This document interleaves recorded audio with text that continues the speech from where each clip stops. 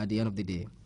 He also pointed to the need to move forward as a community, not as an individual state, something he believes can undermine their development process as a region.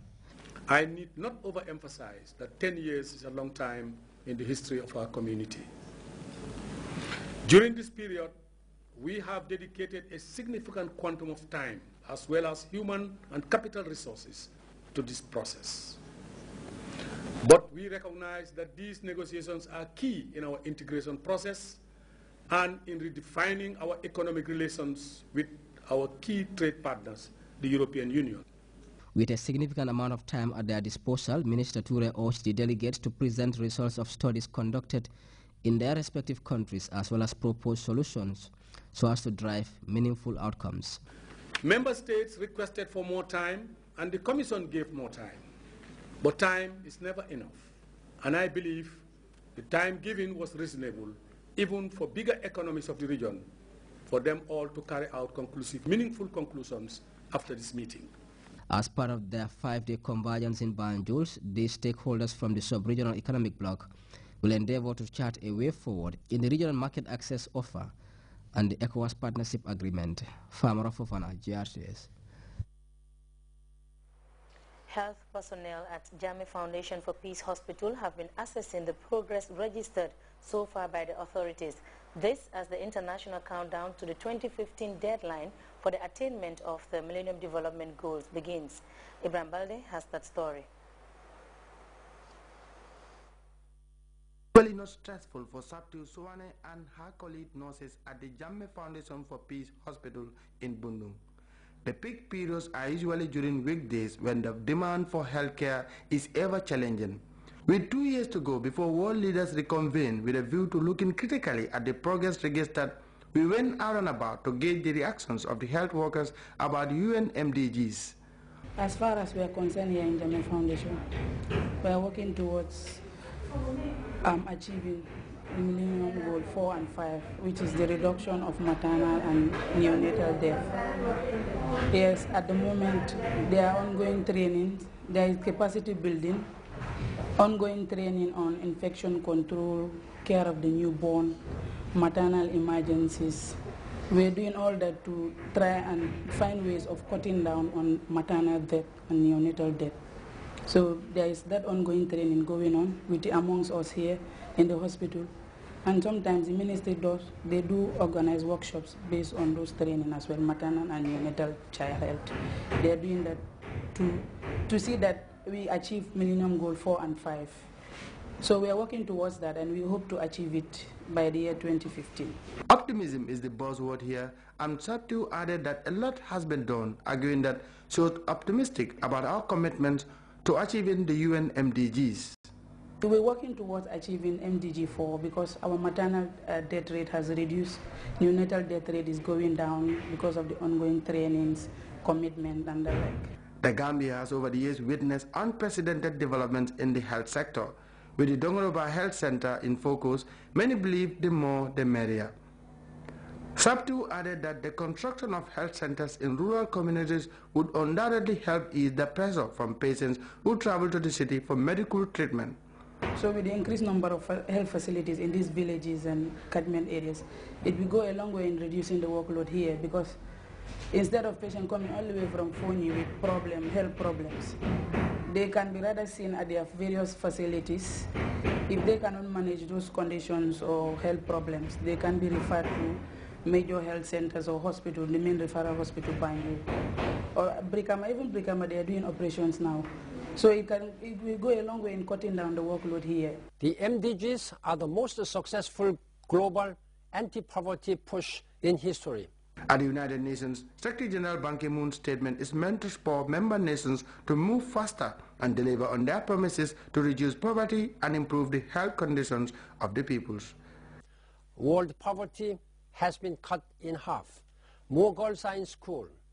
Child mortality has dropped. We are fighting killer diseases.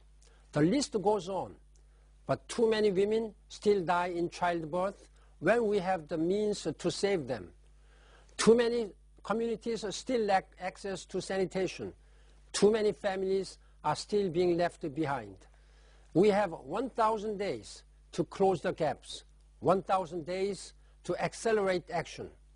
Here are 4 ways to step up our efforts. First, scale up success through strategic, targeted investments in health, education, energy and sanitation. Above all, by empowering women and girls who can boost the results in all other areas. It's not going to be easy, however. With hard work, these goals could be met even before 2015. Well, normally hospitals in sub-Saharan Africa are almost overstretched with the sheer number of people who on a daily basis knock on their doors to receive treatment. The situation might not be as different from that of Jammeh Foundation for Peace Hospital, where we understand the numbers are also increasing as a result of the services being provided here. The good news is that the nurses here are also optimistic about the chances towards attaining the Millennium Development Goals, which concerns health. Ibama Balde reporting for GRTS at the Jammeh. We will be back with news from outside the Gambia after this break.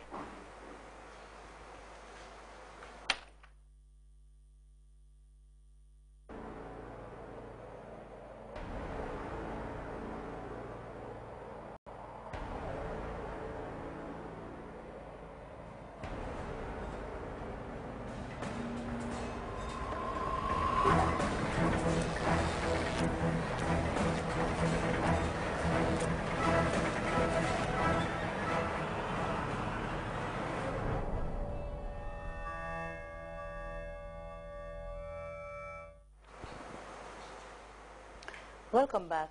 For years, the people of Somalia's capital learned to do without it. They had no security, not even a workable government. But now the capital, Mogadishu, has something no one would have thought possible a few years ago. They have fine dining. Nima El Bejir looks at a Somali chef who is making a difference one mouthful at a time. And on Mogadishu's main waterfront, families have come to enjoy the balmy waters of the Indian Ocean. Girls splash as boys strut and show off. Amid the rubble of the abandoned colonial-era villas, new developments are emerging.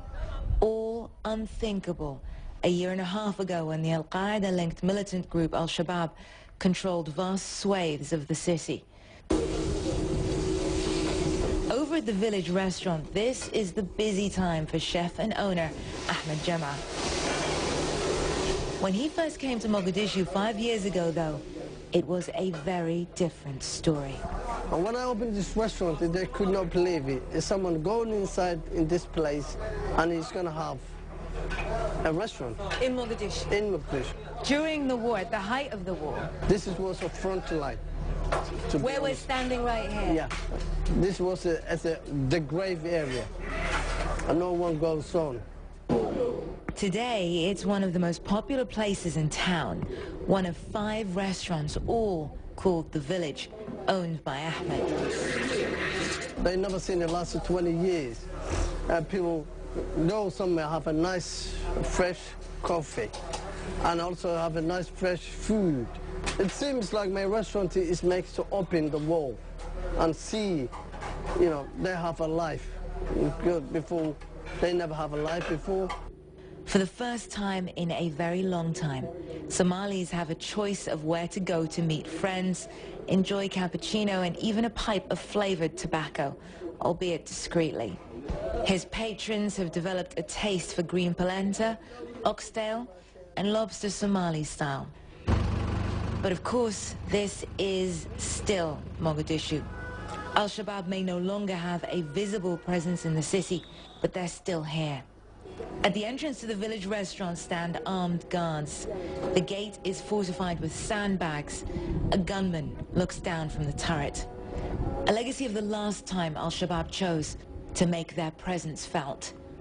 In November last year, 2 men came up to the front gate of Ahmed's restaurant with explosives strapped to their bodies, detonated the explosives, killing a soldier right here. At another restaurant, another explosion. 25 of his customers were killed. And yet Somalis, Mogadishu residents, still keep coming out to these restaurants day after day with their families. Ahmed says as long as his customers keep coming, He's willing to keep risking his life alongside them. They're trying to stop the people